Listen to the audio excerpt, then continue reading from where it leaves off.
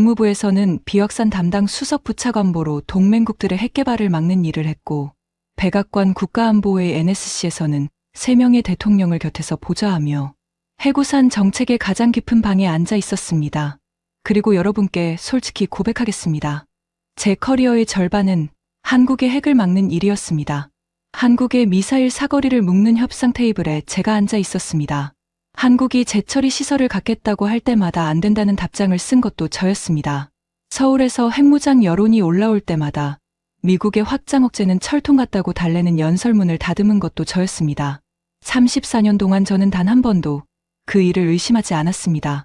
한국은 미국의 해구산 아래에서 보호받아야 할 나라이지 스스로 방패를 만들 수 있는 나라가 아니라고 믿었기 때문입니다. 하지만 그날 저는 제 손으로 그 믿음을 부수러 지하 계단을 내려가고 있었습니다. 세미나실 문을 열자 낡은 형광등, 불빛 아래로 긴 마호가니 테이블이 보였습니다. 갓 내린 커피에 쓴 냄새와 오래된 카펫 냄새가 뒤섞여 있었고, 벽에는 커다란 한반도 지도가 걸려 있었습니다. 테이블에는 이미 15명이 앉아 있었습니다. 저까지 더하면 16. 워싱턴에서 핵 문제를 다루는 사람이라면 누구나 아는 얼굴들이었습니다. 상석에는 이 세미나를 주재하는 마가렛 콜린스가 앉아 있었습니다. 국방부 부장관을 지냈고 지금의 확장 억제 체계를 설계한 당사자 중 한 사람입니다. 70을 넘긴 나이에도 눈빛이 서늘한 사람이었죠. 그 옆으로 국무부 정책기획관 톰 리버스, 서울에서 6년을 근무한 전직 외교관, 폴 로버츠, 재무부 출신 제재 전문가 앤 밀러가 앉아 있었습니다. 테이블 중간쯤에는 랜드 연구소 출신의 동아시아 분석관 사라 첸이 노트북을 펴놓고 있었습니다. 워싱턴에서 데이터 앞에 가장 정직한 분석가로 통하는 사람입니다. 그 맞은편에는 데니얼 크로스가 팔짱을 낀 채 저를 노려보고 있었습니다. 40대의 비확산 원칙주의자, 핵확산 금지 조약, 그러니까 NPT 체제를 지키는 일에 인생을 건 사람이고 워싱턴에서 가장 날카로운 혀를 가진 사람이기도 했습니다. 그리고 창문도 없는 그 방의 가장 구석, 문에서 제일 먼 자리에 두 사람이 조용히 앉아 있었습니다.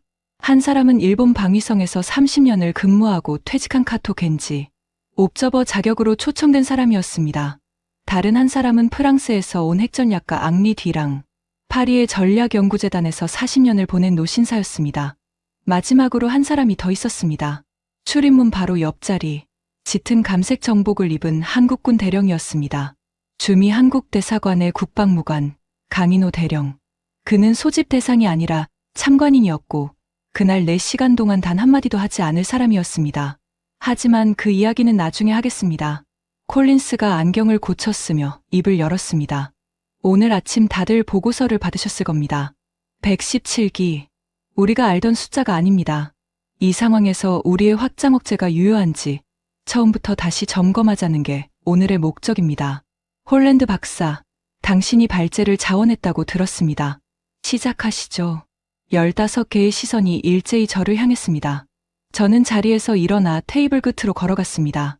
구두 소리가 유난히 크게 울렸습니다. 손끝이 조금 떨렸습니다. 34년간 수백 번의 브리핑을 했지만 이런 떨림은 처음이었습니다. 제가 이제부터 할 말이 어떤 파장을 일으킬지 알고 있었기 때문입니다. 저는 16명의 얼굴을 천천히 둘러본 뒤 준비해 온 첫 문장을 던졌습니다. 시작하기 전에 한 가지만 말씀드리겠습니다. 우리가 34년간 한국을 지켜왔다는 것은 신화입니다. 방 안의 공기가 순간 얼어붙었습니다. 진실은 하나입니다. 한국은 이미 핵보유국의 문 앞에 서 있습니다. 그리고 그 문을 만든 것은 북한도 중국도 아닙니다. 바로 우리, 미국입니다. 찻잔 내려놓는 소리가 유리처럼 쨍하게 울렸습니다. 누군가 헛기침을 했고 누군가는 펜을 떨어뜨렸습니다. 그리고 3초쯤 지났을까요? 테이블 저쪽에서 낮은 웃음소리가 새어나오기 시작했습니다. 데니얼 크로스였습니다. 크로스는 웃음을 감추려는 신용조차 하지 않았습니다. 홀랜드 박사님, 실례지만 방금 그 말씀 은퇴하시더니 서울의 유튜브라도 보고 오신 겁니까? 여기저기서 킥킥거리는 소리가 번졌습니다. 크로스는 팔짱을 풀고 몸을 앞으로 기울였습니다. 한국이 핵보유국의 문 앞에 서 있다고요? 박사님, 한국이 핵을 논하는 건 어린아이가 성냥을 달라고 조르는 것과 같습니다. 손에 쥐는 순간 제일 먼저 타 죽는 건 자기 자신이에요.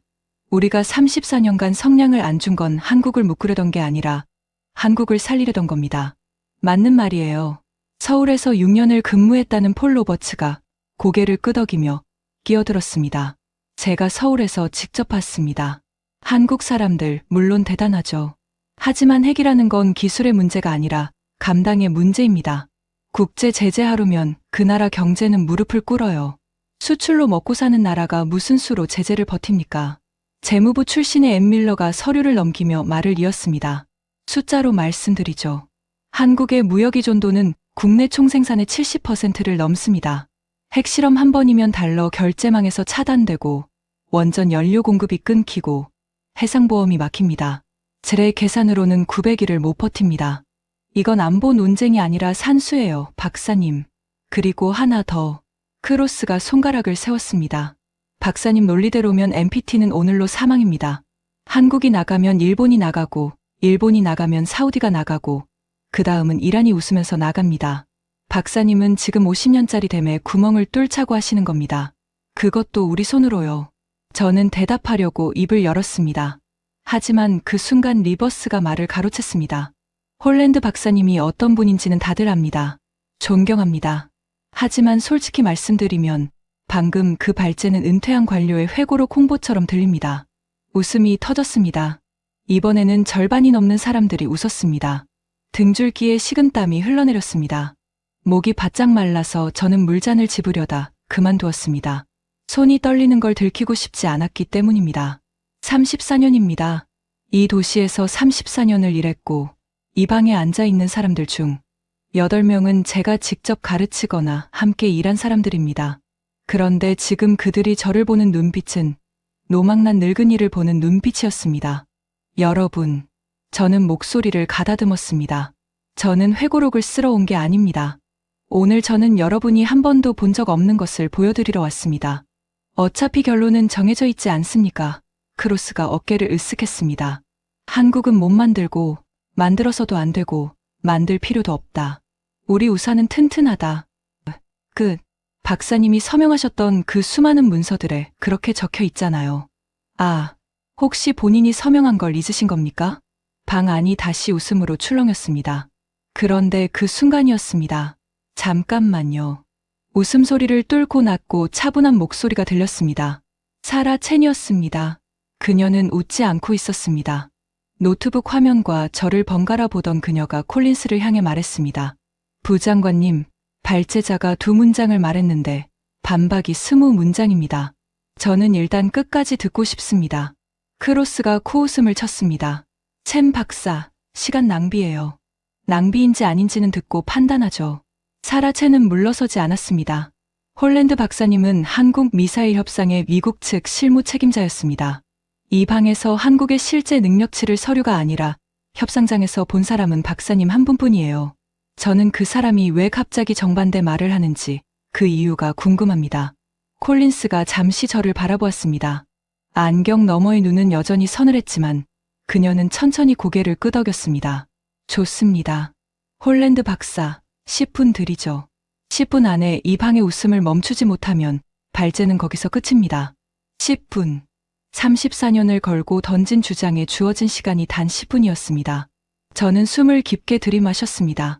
그리고 테이블 밑에 놓아두었던 낡은 가죽 가방을 천천히 들어 올렸습니다. 가방의 잠금 장치를 여는 금소금이 조용한 방 안에 올렸습니다. 저는 안에서 서류 뭉치들을 하나씩 꺼내 테이블 위에 쌓기 시작했습니다. 한 묶음, 2묶음, 3묶음. 누렇게 바랜 종이 냄새가 커피 냄새를 밀어냈습니다. 쌓아 올린 서류의 높이가 물잔을 넘어섰을 때 방 안의 웅성거림이 조금씩 잦아들었습니다. 2400페이지입니다. 제가 말했습니다. 지난달 기밀 해제가 완료된 한국 미사일 협상 34년의 기록 전부입니다. 그리고 이 문서들의 미국 측 서명란에는 전부 같은 이름이 적혀 있습니다. 저는 맨 위에 문서를 집어 크로스 앞으로 밀었습니다. 리처드 홀랜드. 접니다. 크로스가 문서를 내려다보았습니다. 비웃던 입꼬리가 아주 조금 굳는 것이 보였습니다. 크로스 박사, 방금 제가 서명한 걸 잊었냐고 물으셨죠. 잊지 않았습니다. 단 한 장도 잊은 적이 없습니다. 저는 오늘 그 문서들을 부정하러 온 게 아닙니다. 그 문서들이 실제로 무엇을 만들어냈는지 서명한 당사자로서 증언하러 온 겁니다. 무엇을 만들어냈는데요? 리버스가 물었습니다. 세계에서 가장 위험한 잠재 핵보유국입니다. 방 안이 다시 술렁였습니다. 하지만 이번의 술렁임은 아까와 결이 달랐습니다. 비웃음이 아니라 당혹이었습니다. 여러분, 40여 년 전으로 돌아가 보죠. 우리는 한국의 탄도미사일을 사거리 180km, 탄두 중량 500kg에 묶었습니다. 그 협상장에 제가 있었습니다. 젊은 실무자였던 저는 그날 밤 호텔에서 축배를 들었습니다. 한국의 손발을 완벽하게 묶었다고 믿었으니까요. 서울에서 평양까지도 못 미치는 사거리였습니다. 우리는 그걸 관리라고 불렀습니다. 저는 두 번째 서류 뭉치에 손을 올렸습니다. 그런데 이상한 일이 벌어지기 시작했습니다. 몇 년에 한 번씩 협상 테이블에 다시 앉을 때마다 한국 측 서류의 두께가 달라져 있었습니다. 사거리를 묶었더니 한국은 정확도를 키웠습니다. 오차 범위가 회의 때마다 줄어들었습니다. 탄두 중량을 묶었더니 유도 기술과 추진체 기술을 키웠습니다. 발사대를 문제 삼았더니 이동식 발사 체계를 만들어 왔습니다. 우리가 족쇄를 하나 채울 때마다 한국은 족쇄가 닿지 않는 근육을 하나씩 키우고 있었던 겁니다. 그건 어느 나라나 하는 일 아닙니까? 크로스가 반박했습니다. 제한 안에서 최적화하는 건 당연한 거죠. 그게 핵보유국의 문이랑 무슨 상관입니까? 상관이 있습니다. 왜냐하면 저는 그 최적화의 속도를 34년간 같은 자리에서 지켜본 사람이기 때문입니다. 저는 크로스의 눈을 똑바로 보았습니다. 크로스 박사, 당신이 대학원에서 MPT 조문을 외우고 있을 때 저는 협상장 건너편에 앉은 한국 엔지니어들의 눈빛을 보고 있었습니다. 그 사람들은 단 한 번도 항의하지 않았습니다. 조용히 서명하고 조용히 돌아가서 다음 회의 때 우리가 예상 못한 것을 들고 왔습니다. 34년 내내요. 낭만적인 회고네요. 크로스가 어깨를 으쓱했습니다. 하지만 눈빛으로 핵무장을 하지는 못합니다. 맞습니다. 눈빛으로는 못하죠. 저는 고개를 끄덕였습니다. 그래서 오늘 제가 가져온 건 눈빛이 아니라 기록입니다. 이 2400페이지 안에는 3개의 문서가 있습니다. 첫 번째는 한국의 미사일 능력에 대한 우리 정보당국의 오판 기록. 두 번째는 백악관 상황실에서 있었던 여러분이 알면 잠을 설치 어떤 대화의 기록. 그리고 세 번째는 저는 잠시 말을 멈췄습니다. 16명 중 15명이 저를 보고 있었습니다. 그리고 문가에 앉은 강인호 대령만이 처음 들어왔을 때와 똑같은 자세로 정면의 한반도 지도를 바라보고 있었습니다. 세 번째는 결론입니다. 우리가 한국을 지켜온 게 아니라 조만간 한국이 우리의 계산을 바꾸게 된다는 결론. 오늘 이 방에서 그 세 개를 전부 열겠습니다. 콜린스가 손목시계를 확인했습니다. 10분 중 4분이 지났습니다. 박사. 흥미로워지고는 있는데 아직 웃음을 멈출 증거는 못 봤습니다. 그럼 첫 번째 문서부터 열죠. 저는 서류 뭉치의 매듭을 풀었습니다. 40여 년 전 우리가 채운 족쇄의 이야기입니다. 그리고 미리 경고드리겠습니다. 이 문서의 마지막 장을 보고 나면 여러분 중 누구도 한국이라는 나라를 오늘 아침과 같은 눈으로 볼 수 없을 겁니다. 에어컨 돌아가는 소리만이 낮게 깔렸습니다. 크로스는 여전히 팔짱을 끼고 있었지만 더 이상 웃고 있지 않았습니다. 사라첸의 손가락이 노트북 위에서 멈춰 있었습니다. 그리고 저는 첫 장을 넘겼습니다. 그때만 해도 이 방에 누구도 알지 못했습니다. 4시간 뒤, 이 지하 세미나실에서 워싱턴의 가장 오래된 금기가 산산조각 나게 된다는 것을 말입니다. 첫 번째 서류 뭉치의 표지에는 미사일 지침 협상 기록이라고 적혀 있었습니다. 저는 그 위에 손바닥을 올려놓고 16명을 둘러보았습니다. 여러분께 질문 하나 드리겠습니다. 40여 년 전 우리가 한국의 미사일을 사거리 180km, 탄두 중량 500kg에 묶었을 때 그 협상이 몇 시간 걸렸는지 아십니까? 아무도 대답하지 않았습니다. 11시간입니다. 단 11시간 만에 한 나라의 손발을 묶었습니다. 저는 그날 밤 협상단 숙소에서 샴페인을 땄습니다. 29살의 저는 그게 승리라고 믿었으니까요. 하지만 그 11시간이 그 후 40년 동안 어떤 나비효과를 만들었는지 우리 중 누구도 상상하지 못했습니다. 저는 서류를 한 장씩 넘기며 말을 이었습니다. 몇 년 뒤 후속 협의 테이블에 다시 앉았을 때 한국 측이 가져온 시험 데이터를 보고 저는 제 눈을 의심했습니다. 원형공산 오차, 그러니까 미사일이 목표물에서 벗어나는 오차 범위가 절반으로 줄어 있었습니다. 사거리를 늘릴 수 없으니 한 발의 가치를 2배로 만든 겁니다. 우리 정보 분석관이 그날 보고서에 뭐라고 썼는지 아십니까? 측정 오류로 추정된다고 썼습니다. 한국이 그럴 리 없다는 거죠. 하지만 측정 오류가 아니었습니다. 그거야 정밀도 개선은 어느 나라나 합니다. 리버스가 끼어들었습니다. 박사님, 그게 핵과 무슨 상관이죠? 끝까지 들어보시죠. 우리는 사거리를 묶었습니다. 그랬더니 한국은 정확도를 키웠습니다. 우리는 탄도 중량을 묶었습니다.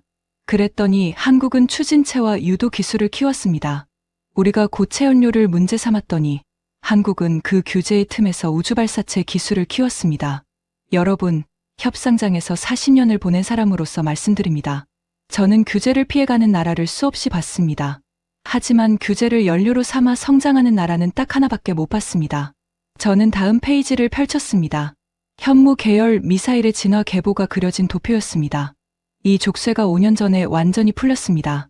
그리고 족쇄가 풀린 직후에 무슨 일이 벌어졌는지 보십시오. 한국은 기다렸다는 듯이 탄도 중량 8톤급 미사일을 공개했습니다. 8톤입니다, 여러분. 재래식 탄두로는 세계에서 가장 무거운 급이고 지하 100m가 넘는 벙커를 관통하는 위력입니다. 500kg에 묶여있던 나라가 족쇄가 풀리자마자 8톤을 들고 나왔습니다. 이게 무엇을 의미합니까? 그 40년 동안 한국은 멈춰 있던 게 아니라는 뜻입니다. 족쇄 안에서 근육을 키우고 있었던 겁니다. 족쇄가 닿지 않는 모든 곳에서요. 흥미로운 이야기네요. 크로스가 손가락으로 테이블을 두드렸습니다. 하지만 박사님, 논리에 구멍이 있습니다. 미사일 기술과 핵무장은 별개입니다. 탄두가 8톤이든 80톤이든 그 안에 넣을 핵물질이 없으면 그냥 큰 폭탄일 뿐이에요. 제안 속의 최적화가 감동적인 건 알겠는데 그게 핵보유국의 문이라는 증거는 못 듭니다. 정확한 지적입니다. 저는 고개를 끄덕였습니다. 핵무기는 3가지가 필요하죠. 핵물질, 기폭 기술, 그리고 운반 수단.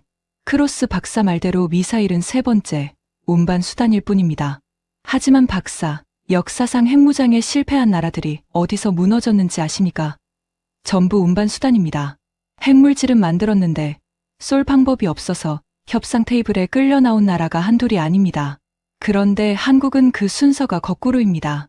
가장 어렵고 가장 오래 걸리는 운반 수단을 지구상에서 가장 완벽하게 갖춰놓은 상태예요. 탄두만 없는 겁니다. 집은 다 지어놓고 열쇠만 안 만든 상태라는 말입니다. 그때였습니다. 노트북을 두드리던 사라 첸이 고개를 들었습니다. 잠깐만요. 방금 그 말씀이 사실이라면 확인하고 싶은 게 있습니다. 그녀의 목소리에 미세한 떨림이 있었습니다. 박사님, 협상 기록에 한국 측의 기술 축적 속도에 대한 우리 쪽 평가가 있습니까? 저희 연구소 모델로는 한국의 미사일 기술, 성장률이 설명이 안 되는 구간이 3번 나옵니다. 저는 지금까지 그걸 데이터 오류로 처리해 왔어요. 저는 서류 뭉치에서 한 장을 뽑아 그녀 쪽으로 밀었습니다. 오류가 아닙니다. 첸 박사, 그 3번의 구간, 전부 우리가 규제를 강화한 직후입니다. 우리가 조일수록 한국은 빨라졌습니다. 사라 첸은 그 종이를 한참 들여다보았습니다. 그리고 아주 작은 목소리로 말했습니다. 규제가 채찍이 아니라 시간표였다는 거네요. 이 데이터가 맞다면 저는 10년치 분석을 다시 해야 합니다. 방 안에 낮은 옹성거림이 번졌습니다. 크로스가 짜증 섞인 목소리로 말했습니다. 첸 박사까지 왜 그럽니까? 지금 우리는 은퇴한 관료의 무용담에 홀리고 있는 겁니다. 미사일이 아무리 완벽해도 핵물질 없이는 핵무장이 아니에요. 그건 물리 법칙입니다. 물리 법칙이죠. 저는 크로스를 향해 미소를 지었습니다. 그럼 이제 바다 밑으로 내려가 볼까요? 물리 법칙이 얼마나 무서운 건지 보여드리겠습니다.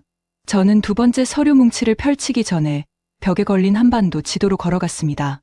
그리고 한반도 남쪽의 바다를 손바닥으로 짚었습니다. 여러분, 지구상에서 핵탄도 없이 잠수함 발사탄도 미사일 SLBM을 실전, 운용하는 나라가 몇 개나 될 것 같습니까? SLBM은 핵보유국의 전유물이죠. 국방부 출신 참석자가 대답했습니다.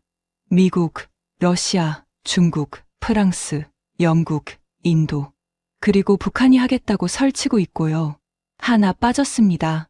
제가 말했습니다. 한국입니다. 한국은 지구상에서 유일하게 핵탄두가 없으면서 SLBM을 잠수함에서 실제로 쏘아 올린 나라입니다. 도산한 창호급이라고 부르는 3,000톤급 잠수함에 발사관 6개를 넣었고 수중 발사 시험까지 성공했습니다. 비핵 국가가요. 인류 역사에 이런 나라는 없었습니다. 그게 바로 제 말입니다. 크로스가 기다렸다는 듯이 받아쳤습니다. 탄도 없는 SLBM이 뭡니까? 빈 총이에요. 아무리 비싼 총이라도 총알이 없으면 몽둥이만도 못합니다. 한국은 세계에서 가장 비싼 몽둥이를 만든 겁니다. 저는 오히려 그게 한국이 핵무장과 거리가 멀다는 증거로 보이는데요. 몇 명이 고개를 끄덕였습니다. 저는 지도에서 손을 떼지 않은 채 크로스를 돌아보았습니다. 크로스 박사, 총과 잠수함의 차이를 하나 말씀드리죠. 총은 겨눠야 무섭습니다. 하지만 잠수함은 보이지 않아서 무섭습니다. 억지력의 본질이 뭡니까? 상대방의 머릿속에 지울 수 없는 계산 하나를 심는 겁니다. 내가 먼저 때려도 반격이 온다. 그것도 어디서 오는지 모른다는 계산이요. 도산한 창호급은 디젤 잠수함이지만 공기부료 추진, AIP 체계로 3주 가까이 물밑에서 숨을 참습니다. 동해 어딘가에 그 잠수함이 있다는 사실 하나만으로 평양의 작전 계획은 완전히 달라집니다. 하지만 그래봤자 재래식 탄두잖아요. 크로스가 물러서지 않았습니다. 오늘은요. 저는 짧게 대답했습니다. 방 안이 조용해졌습니다. 오늘은 재래식 탄두입니다. 그런데 크로스 박사, 발사관이라는 물건은 안에 뭘 넣는지 묻지 않습니다. 한국이 만들어 놓은 것은 무기가 아니라 선택지입니다. 오늘 아침 보고서의 117기가 진짜 문제인 이유가 여기 있어요. 북한 핵이 늘어날수록 한국이 이미 갖춰놓은 그 빈 발사관의 의미가 달라집니다. 우리가 아니라 평양과 베이징의 눈에요. 박사님 말씀을 뒷받침할 데이터가 있습니다. 사라 첸이 노트북을 돌려 화면을 보여주며 말했습니다. 저희가 작년에 돌린 워게임 결과인데 한반도 시나리오에서 북한군 지휘부의 의사결정, 지연 요인 1위가 뭐였는지 아세요? 미군 전략 폭격기가 아니었습니다. 위치가 확인되지 않는 한국 잠수함이었습니다. 존재하지만 보이지 않는 전력이 실제 억지 효과에서는 눈에 보이는 전력을 이겼어요. 저도 결과를 보고 놀랐습니다. 잠수함 하나 가지고 너무 나가는 것 아닙니까? 로버츠가 미간을 찌푸렸습니다. 제가 서울에 있을 때 한국 국방 예산 다 들여다봤습니다. 대단하긴 한데 결국 미군 없이는 완결이 안 되는 구조예요. 로버츠 씨, 서울에 계셨던 게 몇 년 전이죠? 제가 물었습니다. 9년 전입니다만 9년이면 한국에서는 다른 시대입니다. 저는 서류에서 도표 하나를 꺼내 들었습니다. 지금 한국은 잠수함에서 쏘는 미사일, 지상, 이동식 발사대에서 쏘는 미사일, 전투기에서 쏘는 미사일을 전부 자기 손으로 만듭니다. K2 전차와 K9 자주포를 수출하는 나라 이야기가 아닙니다. KF-21이라는 전투기를 자체 개발해서 띄운 나라. 그러니까 땅과 바다와 하늘의 발사 플랫폼을 전부 국산화한 나라라는 이야기입니다. 핵보유국들이 삼각축이라고 부르는 바로 그 구조를 비핵 국가가 탄두만 빼고 완성해 놓은 겁니다. 로버츠 씨가 서울에서 보신 한국은 무기를 사오던 나라였겠지만 지금 한국은 전쟁 수행 체계를 설계하는 나라입니다. 로버츠는 대답하지 않고 도표를 끌어당겨 들여다보았습니다. 그 옆에 있던 국방부 출신 참석자 2명이 서로 눈짓을 주고받는 것이 보였습니다. 그중 한 명이 천천히 입을 열었습니다. 인정할 건 인정합시다. 작전 기획 쪽에서는 이미 3년 전부터 한국군 전력을 지원 대상이 아니라 독립 변수로 계산합니다. 홀랜드 박사님 말씀이 새로운 게 아니라 우리가 밖으로 말을 안 했을 뿐이에요. 방 안의 공기가 처음으로 무거워졌습니다. 조롱하던 얼굴들 중 서너 개가 진지한 얼굴로 바뀌어 있었습니다. 하지만 크로스는 고개를 저었습니다. 좋습니다. 플랫폼은 인정하죠. 그래도 결론은 안 변합니다. 열쇠가 없잖아요. 핵물질 말입니다. 한국이 아무리 완벽한 집을 지어도 우리가 열쇠 공장을 잠가 놓는 한 그 집은 영원히 빈집입니다. 그리고 우리는 절대 그 공장을 열어주지 않을 거고요. 크로스 박사, 저는 잠시 뜸을 들였습니다. 다음 이야기를 꺼내려면 각오가 필요했기 때문입니다. 열쇠 이야기는 조금 있다가 하겠습니다.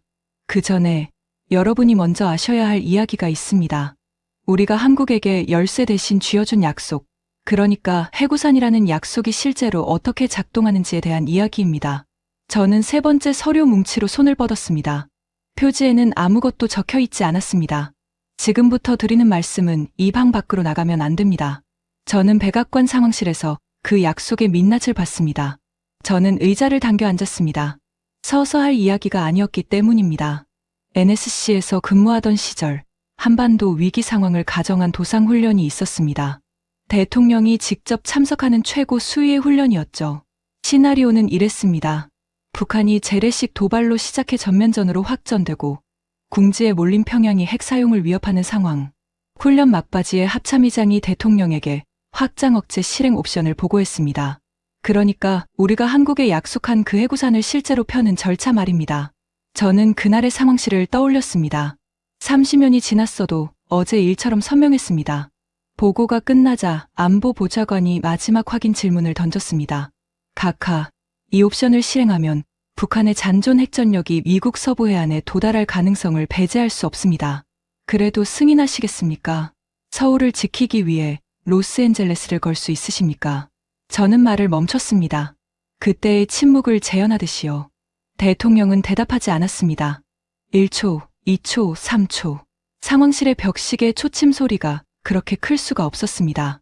4초, 5초. 합참의장이 마른 침을 삼키는 소리가 들렸습니다. 6초, 7초. 그리고 대통령이 입을 열었습니다. 뭐라고 했을 것 같습니까? 아무도 대답하지 않았습니다. 콜린스조차 저를 뚫어지게 보고 있었습니다. 다음 안건으로 넘어갑시다. 그게 대답이었습니다. 누군가의 숨을 들이켜는 소리가 들렸습니다. 앤 밀러는 손으로 입을 가렸고 리버스는 천장을 올려다보았습니다. 훈련이 끝나고 저는 복도에서 다리가 풀려 벽을 짚었습니다. 여러분, 저는 그 순간까지 34년 중 20년을 확장 억제는 철통 같다는 문장을 쓰면서 살았습니다. 서울에서 핵무장 여론이 올라올 때마다 그 문장으로 한국을 달랬습니다. 그런데 그 문장의 실체가 7초의 침묵과 다음 안건으로 넘어갑시다였던 겁니다. 훈련에서조차 대답하지 못한 질문을 실전에서 대답할 수 있겠습니까? 그건 한 번의 훈련이고 한 명의 대통령입니다.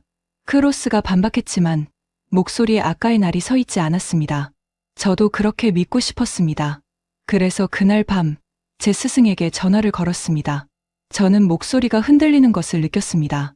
제 스승이 누군지는 이 방의 절반은 아실 겁니다. 냉전 시절 핵전략의 밑그림을 그렸던 분입니다. 저는 그분께 훈련에서 본 것을 말씀드리고 물었습니다. 선생님, 우리의 약속은 거짓말입니까? 그분이 뭐라고 하셨는데요? 사라 첸이 조용히 물었습니다. 한참을 침묵하시더니 이렇게 말씀하셨습니다. 리처드, 60여 년 전에 프랑스의 드골이 우리에게 물었네. 미국은 파리를 지키기 위해 뉴욕을 희생할 수 있는가? 우리는 그때 답을 피했고 프랑스는 자기 손으로 핵을 만들었지. 잘 듣게. 그 질문은 죽지 않아. 잠들어 있을 뿐이야. 그리고 언젠가 반드시 서울에서 다시 깨어날 걸세. 그때 우리가 또 답을 피한다면 우리가 지키는 건 동맹이 아니라 신화가 될 거야. 저는 세 번째 서류 뭉치 위에 손을 얹었습니다. 스승님은 몇 해 전에 돌아가셨습니다. 돌아가시기 전 마지막으로 뵈었을 때 그분이 제 손을 잡고 하신 말씀이 있습니다. 리처드, 자네는 한국을 묶는 일을 했지. 그게 자네 잘못이라는 게 아니야. 시대가 그랬으니까. 하지만 자네는 그 나라를 40년 가까이 가장 가까이서 본 사람이야. 그러니 자네에게는 의무가 있어. 그 질문이 깨어나는 날, 이번에는 답을 피하지 말게. 방 안은 완전한 침묵이었습니다. 에어컨 소리마저 멎은 것 같았습니다. 저는 고개를 들어 16명을 바라보았습니다. 여러분, 오늘 아침 117기라는 숫자가 우리 책상에 떨어졌습니다. 북한 핵은 이제 한반도용 무기가 아니라 미국 본토를 겨누는 전략 자산입니다. 그 말은 드골의 질문이 마침내 깨어났다는 뜻입니다. 서울을 지키기 위해 로스앤젤레스를 걸 수 있는가? 저는 오늘 그 질문에 답을 피하지 않으려고 이 자리에 섰습니다. 그리고 제 답은 이렇습니다. 우리가 그 질문에 영원히 답할 수 없다면 최소한 한국이 스스로 답을 만들 능력이 있는지는 정직하게 봐야 한다는 것입니다. 콜린스가 안경을 벗었습니다. 그녀가 안경을 벗는 모습을 저는 그날 처음 봤습니다. 홀랜드 박사. 그녀의 목소리는 낮았습니다. 10분은 아까 지났습니다. 하지만 계속하세요. 끝까지 듣겠습니다. 저는 고개를 숙여 감사를 표했습니다. 그때 방 구석에서 낮은 목소리가 들려왔습니다. 홀랜드 박사님, 발언해도 되겠습니까? 모두의 고개가 일제히 돌아갔습니다. 목소리의 주인공은 그때까지 단 한마디도 하지 않았던 일본인 옵저버 카토 겐지였습니다. 카토 겐지는 천천히 자리에서 일어났습니다. 70에 가까운 나이, 방위성에서 30년을 보낸 사람 특유의 절제된 몸가짐이었습니다. 그는 콜린스를 향해 가볍게 목례를 한 뒤 입을 열었습니다. 저는 오늘 듣기만 하라는 조건으로 초청받았습니다. 하지만 방금 홀랜드 박사님의 이야기를 듣고 침묵하는 것이 오히려 결례라고 판단했습니다. 일본이 가장 잘 아는 이야기를 여러분이 모르고 계시기 때문입니다. 카토 씨, 어떤 이야기죠? 콜린스가 물었습니다. 한국의 진짜 속도에 대한 이야기입니다. 카토는 잠시 뜸을 들였습니다. 여러분, 워싱턴에서는 잠재적 핵능력 이야기가 나오면 늘 일본을 먼저 떠올리시죠. 플루토늄을 수십 톤 보유한 나라, 마음만 먹으면 반년 안에 핵을 만든다는 나라. 저희도 오랫동안 그 평가를 은근히 즐겨왔습니다. 솔직히 말씀드리면 그것이 일본 외교에 보이지 않는 지렛대였으니까요. 그는 테이블 위에 서류 뭉치를 바라보았습니다. 그런데 재작년 방위성 내부에서 조용한 연구가 하나 있었습니다. 동아시아 각국이 정치적 결단을 내린 시점부터 실제 핵무기 완성까지 걸리는 시간을 계산한 겁니다. 저는 그 검토위원회에 있었습니다. 일본의 결과는 18개월이었습니다. 플루토늄은 많지만 무기급 전원 공정, 기폭 설계, 그리고 무엇보다 운반 수단 통합에서 시간이 걸립니다. 우리에게는 한국의 현무 같은 미사일 체계가 없으니까요. 한국은요? 사라 첸이 물었습니다.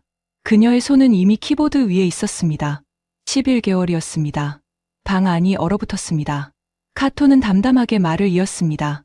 보고서를 처음 봤을 때 저희도 계산착오라고 생각했습니다. 핵물질 보유량은 일본이 압도적인데 어떻게 한국이 7개월이나 빠를 수 있는가. 그래서 재검토를 2번 했습니다. 결과는 같았습니다. 이유는 단순했습니다. 핵 개발의 병목은 물질이 아니라 통합이었던 겁니다. 탄두를 소형화해서 미사일에 얹고 그 미사일을 실전 플랫폼에서 운용하는 능력. 한국은 그 통합 구간이 이미 완성되어 있었습니다. 잠수함, 이동식 발사대, 전투기까지 전부요. 저희 위원회의 결론 문장을 그대로 옮기겠습니다. 한국은 마지막 부품 하나만 없는 완성품이고 일본은 부품은 많지만 조립되지 않은 설계도다. 크로스가 믿을 수 없다는 표정으로 물었습니다. 카토 씨, 지금 일본 정부 관계자가 한국의 핵 잠재력이 일본보다 위라고 증언하시는 겁니까? 두 나라 사이가 어떤지는 세상이 다 아는데요. 카토의 입가에 씁쓸한 미소가 스쳤습니다. 크로스 박사님, 그래서 제 증언에 가치가 있는 겁니다. 저는 한국을 좋아해서 이 말을 하는 게 아닙니다. 저는 방위성에서 30년간 한국을 경계하는 일을 했습니다. 한국 조선소가 저희 조선소를 넘어설 리 없다고 보고했다가 틀렸고, 한국 반도체가 저희를 넘어설 리 없다고 보고했다가 또 틀렸습니다. 제 커리어는 한국을 과소평가한 기록의 연속입니다. 그래서 퇴직하기 전에 결심했습니다. 마지막 보고서에서만큼은 보고 싶은 것이 아니라 보이는 것을 쓰겠다고요. 그 결과가 11개월이라는 숫자입니다. 그는 저를 바라보았습니다. 홀랜드 박사님이 아까 규제를 연료로 삼아 성장하는 나라라고 하셨죠. 저희는 그것을 다른 이름으로 부릅니다. 한국은 넘어질 때마다 일어나는 방법을 수출 상품으로 만드는 나라라고요. 40년간 옆에서 지켜본 나라가 하는 말이니 참고하시기 바랍니다. 카토가 자리에 앉았습니다. 방 안의 무게중심이 완전히 이동한 것이 느껴졌습니다. 국방부 출신 2명이 고개를 끄덕였고 리버스는 펜을 내려놓았으며 로버츠는 팔짱을 풀고 있었습니다. 16명 중 절반의 눈빛이 달라져 있었습니다. 잠깐만요. 다들 정신 차립시다. 크로스가 목소리를 높였습니다. 감동적인 증언입니다. 인정해요. 하지만 우리가 지금 뭘 하고 있는지 보세요. 11개월이면 만든다. 그러니까 인정하자. 여러분, 그 논리가 바로 NPT를 무너뜨리는 논리입니다. 능력이 있으니 허용하자는 순간 능력 있는 모든 나라가 줄을 섭니다. 저는 묻고 싶습니다. 홀랜드 박사님은 지금 한국이 조약을 깨고 나가도 좋다는 말씀을 하시는 겁니까? 좋은 질문이었습니다. 사실 가장 중요한 질문이었죠. 아니요, 크로스 박사. 저는 정반대의 말을 하고 있는 겁니다. 저는 4번째 서류 뭉치를 테이블 중앙으로 밀었습니다. 한국이 왜 40년간 그 능력을 갖고도 조약을 깨지 않았는지 그 이유를 봐야 한다는 말입니다. 그리고 그 이유 속에 우리가 한 번도 상상해보지 못한 답이 들어 있습니다. 지금부터 열쇠 이야기를 하겠습니다. 크로스 박사가 아까 말씀하신 우리가 잠가놓았다고 믿는 그 열쇠 공장 이야기입니다. 파이로프로세싱이라는 단어를 들어보셨을 겁니다.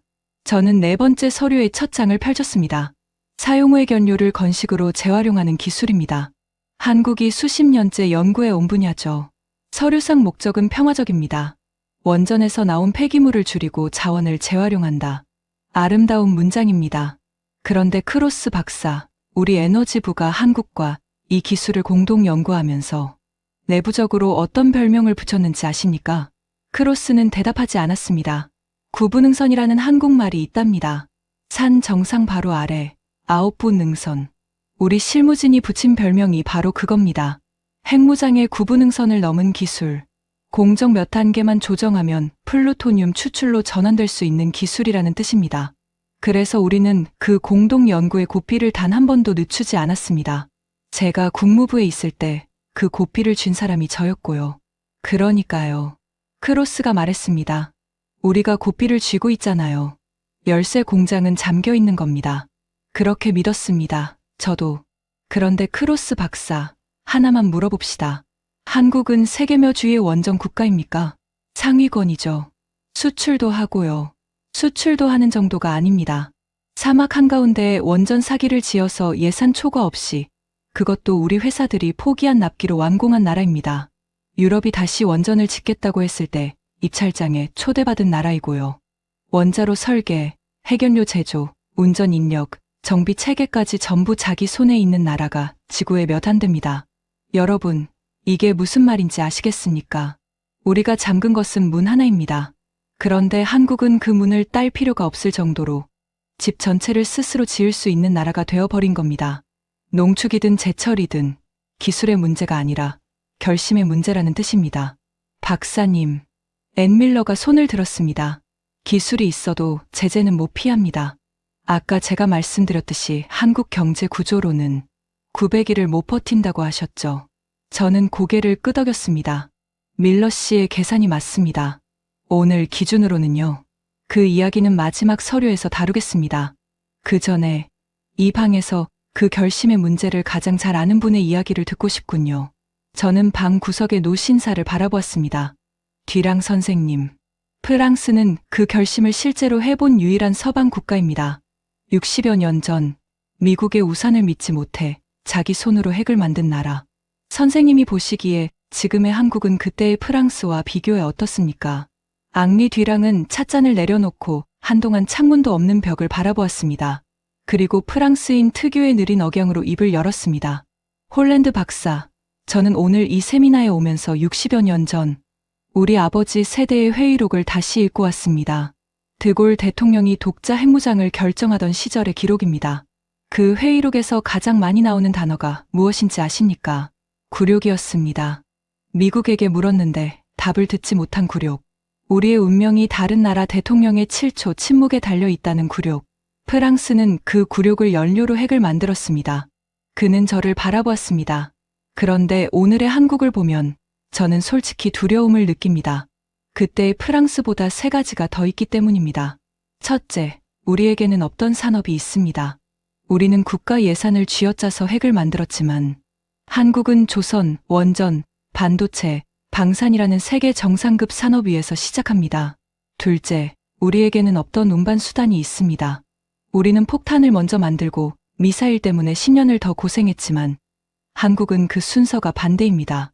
그리고 셋째, 뒤랑은 잠시 말을 멈췄습니다. 우리에게는 없던 절제가 있습니다. 여러분, 이게 제일 무서운 겁니다. 능력이 없어서 안 만드는 나라는 흔합니다. 능력이 있어서 만들어버리는 나라도 흔합니다. 하지만 능력이 있는데 40년을 참는 나라, 참으면서 그 능력을 조용히 더 키우는 나라. 저는 전략가로 40년을 살면서 그런 나라를 처음 봅니다. 한국은 지금 우리가 60여 년 전에 서 있던 자리에 서 있습니다. 다만 우리보다 훨씬 강한 몸으로, 훨씬 차가운 머리로 서 있습니다. 방 안이 술렁였습니다. 이번에는 웅성거림 속에 조롱이 한 톨도 섞여 있지 않았습니다. 저는 테이블을 둘러보았습니다. 사라 첸, 국방부 출신 둘, 리버스, 로버츠, 밀러까지. 16명 중 10명이 넘는 사람들의 표정에서 저는 같은 것을 읽었습니다. 인정이었습니다. 자, 그럼 다시 크로스 박사의 질문으로 돌아가죠. 제가 말했습니다. 한국이 조약을 깨고 나가도 좋다는 거냐? 아닙니다. 제 결론은 한국은 조약을 깰 필요조차 없는 위치에 이미 도달했다는 겁니다. 그리고 그 위치가 어디인지 보여드리는 마지막 서류가 남았습니다. 저는 손목시계를 확인했습니다. 세미나가 시작된 지 3시간이 지나 있었습니다. 커피는 다 식었고 창문 없는 방의 공기는 무거웠지만 자리를 뜨는 사람은 아무도 없었습니다. 마지막 서류의 제목은 이렇습니다. 방패는 누구의 목에 걸려 있는가? 여러분, 지금까지 우리는 우리가 한국을 지켜준다고 믿어왔습니다. 이제 그 믿음이 뒤집히는 것을 보실 차례입니다. 크로스가 마지막 저항처럼 중얼거렸습니다. 뒤집힐 게 뭐가 있습니까? 임계철서는 우리가 쥐고 있는데. 크로스 박사. 저는 마지막 서류 뭉치의 매듭에 손을 올리며 대답했습니다. 그 임계철선 말인데요. 언제부터인가 그 철선이 우리 목에 감겨 있다는 생각 해보신 적 없습니까? 저는 마지막 서류 뭉치의 매듭을 풀었습니다. 맨 위에는 한 장의 지도가 있었습니다. 한반도 지도가 아니었습니다. 세계 지도였습니다. 저는 그 지도를 테이블 중앙에 펼쳤습니다. 밀러 씨, 아까 900일이라고 하셨죠? 한국이 제재를 받으면 900일을 못 버틴다고요. 그 계산, 한 가지 전제 위에 서 있습니다. 세계가 한국 없이 돌아갈 수 있다는 전제요. 그런데 밀러 씨, 그 계산을 거꾸로 돌려보신 적 있습니까? 한국이 멈추면 세계가 며칠을 버티는지요. 밀러가 미간을 좁혔습니다. 저는 지도 위에 놓인 도표를 손가락으로 짚었습니다. 작년에 재무부와 상무부가 합동으로 돌린 비공개 시뮬레이션이 있습니다. 시나리오는 단순합니다. 한반도 유사시 한국의 반도체 생산이 정지한다. 결과가 어떻게 나왔는지 아십니까? 72시간입니다.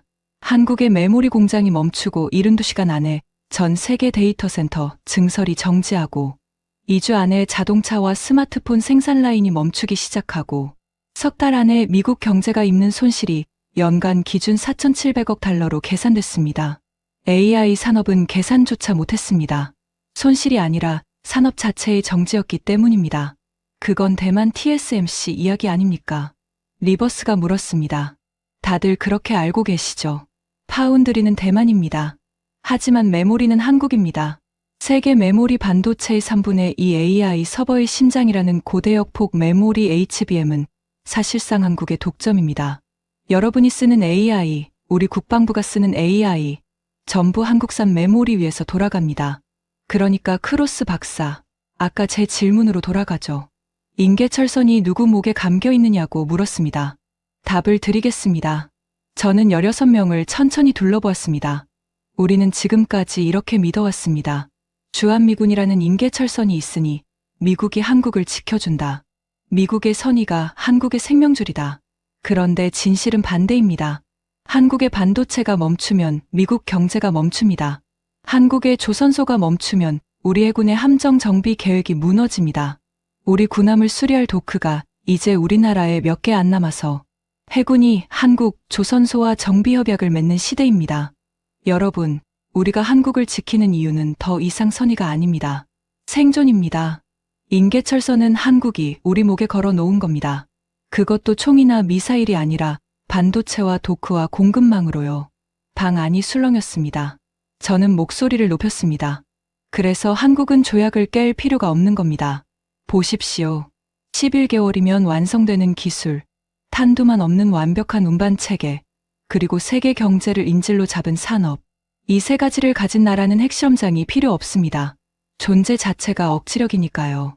한국은 핵무장을 외치는 나라가 아니라 말하지 않아도 평양과 베이징과 워싱턴이 알아서 계산하게 만드는 나라가 된 겁니다. 40년 전 제가 협상장에서 묶었다고 믿었던 그 나라가요. 저는 마지막 문서를 크로스 앞으로 밀었습니다. 크로스 박사. 이 마지막 문서는 박사를 위해 준비했습니다. 40여 년 전 협상이 끝난 날 밤, 한국 측 수석 대표가 저에게 했던 말의 기록입니다. 그분은 서명을 마치고 일어서면서 웃으며 이렇게 말했습니다. 홀랜드 씨, 오늘 당신들은 우리의 사거리를 묶었습니다. 하지만 기억해 두세요. 당신들이 묶을 수 없는 게 하나 있습니다. 시간입니다. 저는 그때 그 말을 패자의 허세라고 기록했습니다. 40년이 지난 오늘, 저는 그 기록을 정정하러 왔습니다. 그건 허세가 아니라 예언이었습니다. 크로스는 그 문서를 오랫동안 내려다보았습니다. 방 안의 모든 시선이 그에게 쏠렸습니다. 3시간 반 동안 가장 날카롭게 저를 물어뜯던 남자. 그가 천천히 고개를 들었을 때 그 얼굴에서 조롱은 완전히 사라져 있었습니다. 홀랜드 박사님, 그의 목소리는 갈라져 있었습니다. 저는 NPT를 지키는 게 세계를 지키는 거라고 믿으며 20년을 살았습니다. 그 믿음은 지금도 변함없습니다. 하지만 오늘 깨달았습니다. 제가 지키고 있던 건 조약이 아니었을지도 모릅니다. 한국은 영원히 우리 우산 밑에 있어야 한다는 우리의 오만이었습니다.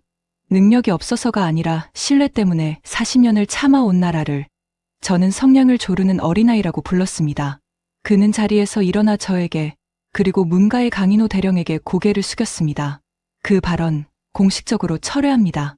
사과드립니다. 가슴속에서 뜨거운 것이 울컥 올라왔습니다. 저는 주먹을 쥐어 그것을 눌렀습니다. 아직 끝나지 않았기 때문입니다. 마가렛 콜린스가 자리에서 일어났습니다. 확장 억제 체계를 설계한 당사자, 이 세미나의 주제자. 그녀는 테이블에 쌓인 2400페이지의 서류를 바라보다가 조용히 입을 열었습니다. 저는 오늘 이 세미나를 우리 해구산이 유효한지 점검하려고 소집했습니다. 그런데 4시간 만에 질문 자체가 틀렸다는 걸 알게 됐군요. 물어야 할 것은 우산이 유효한가가 아니라 우산 밑에 있는 나라가 어떤 나라가 되었는가였습니다. 그녀는 좌중을 둘러보았습니다. 결론을 선언하겠습니다. 오늘부로 이 방에 금기는 없습니다. 한국의 선택지를 논의 대상에서 제외하는 관행은 오늘로 끝냅니다. 그리고 홀랜드 박사, 오늘 발제를 정리해서 기고하세요. 워싱턴 전체가 읽어야 합니다. 그것이 시작이었습니다. 몇 주 뒤 미국의 대표적인 외교 전문지에 실린 그 기고문, 동맹국의 핵 선택을 무조건 막을 것이 아니라 수용하고 관리해야 한다는 그 글이 서울과 워싱턴을 발칵 뒤집어 놓은 바로 그 사건. 세상은 그 기고문이 어느 날 갑자기 나온 줄 알지만 여러분은 이제 아실 겁니다. 그 글은 지하 2층 세미나실에서 4시간의 논쟁 끝에 태어났다는 것을요. 세미나가 공식적으로 끝나고 사람들이 서류를 챙기기 시작할 때였습니다. 콜린스가 문득 출입문 쪽을 바라보았습니다. 그러고 보니 오늘 이 방에서 한마디도 하지 않은 분이 계시는군요. 15명의 시선이 일제히 한 곳으로 향했습니다. 문 옆자리, 4시간 내내 미동도 없이 앉아있던 한국군 국방무관, 강인호 대령이었습니다. 그는 처음 들어왔을 때와 똑같이 등을 곧게 편 자세였습니다. 강 대령, 콜린스가 물었습니다. 당시 나라 이야기를 4시간 동안 들으셨습니다. 마지막으로 묻고 싶군요. 당신의 나라는 핵을 원합니까? 방 안이 조용해졌습니다. 강 대령은 천천히 자리에서 일어났습니다. 그리고 잠시 벽에 걸린 한반도 지도를 바라보았습니다. 그의 시선이 지도의 남쪽 끝에서 북쪽 끝까지 천천히 올라갔다가 내려왔습니다. 이윽고 그가 콜린스를 향해 돌아섰을 때 그 목소리는 낮고 단단했습니다. 부장관님, 저희는 핵을 원하는 것이 아닙니다. 저희가 원하는 것은 다시는 남의 우산 밑에서 비가 그치기만을 기다리지 않는 것입니다. 단 한 문장이었습니다. 하지만 그 한 문장이 4시간의 논쟁 전체보다 무거웠습니다. 강 대령은 말을 이었습니다. 저희 아버지 세대는 우산이 없어서 비를 그대로 맞았습니다. 저희 세대는 남의 우산을 빌렸으며 그 우산이 거칠까봐 하늘만 쳐다봤습니다. 저희가 40년간 조용히 준비한 것은 폭탄이 아닙니다. 비가 오면 우리 손으로 우리 지붕을 만들 수 있다는 사실, 그 사실 하나입니다. 그리고 오늘 여러분이 4시간에 걸쳐 확인하신 것이 바로 그것입니다. 그는 15명을 향해 정중하게, 그러나 조금도 굽히지 않은 자세로 목례를 했습니다. 좋은 논의였습니다. 본국에 그대로 보고하겠습니다. 여러분이 저희를 보호 대상이 아니라 함께 계산해야 할 상대로 보기 시작했다고 말입니다. 그가 문을 열고 나가는 뒷모습을 방 안에 누구도 말없이 바라보았습니다. 저는 그 감색 정복의 등에서 40년 전 협상장의 한국 엔지니어들을 보았습니다. 항의하지 않던 사람들, 조용히 서명하고 조용히 돌아가던 사람들. 그들은 처음부터 알고 있었던 겁니다. 묶을 수 없는 것은 시간이라는 것을요. 그날 밤, 저는 집으로 돌아와 서재에 앉았습니다. 책상 위에는 스승의 낡은 사진이 놓여 있었습니다. 저는 그 사진을 향해 나지막이 말했습니다. 선생님, 질문이 깨어났습니다. 그리고 이번에는 답을 피하지 않았습니다. 여러분, 이 이야기의 결론은 한국이 핵을 가져야 한다는 것이 아닙니다. 결론은 이것입니다. 세상에서 가장 강한 나라는 핵무장을 소리쳐 외치는 나라가 아닙니다. 40년의 족쇄를 원망 대신 근육으로 바꾸고 능력을 갖추고도 절제하며 말하지 않아도 상대가 스스로 계산하게 만드는 나라입니다. 남의 우산 밑에서 비가 그치기를 기다리던 나라